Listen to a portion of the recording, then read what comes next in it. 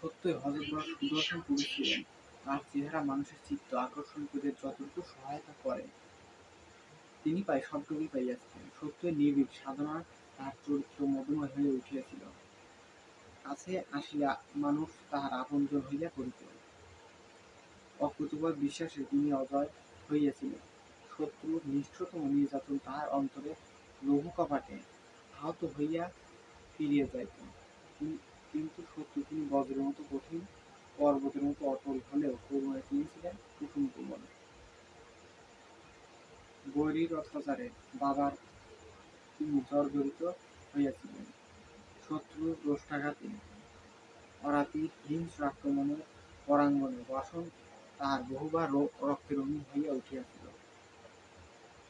তথাপি পাপী মানুষ তিনি ভালোবাসিলেন, অভিশাপ দেওয়ার চিন্তা তাহার অন্তরে উদিত হয়নি। মক্কার পথে প্রান্তরে পৌত্তলিকে পোস্তার গায়ে তিনি আহত হইয়াছিলেন। তো সকলে ভালো থাকবেন, সুস্থ থাকবেন। আল্লাহ হাফেজ।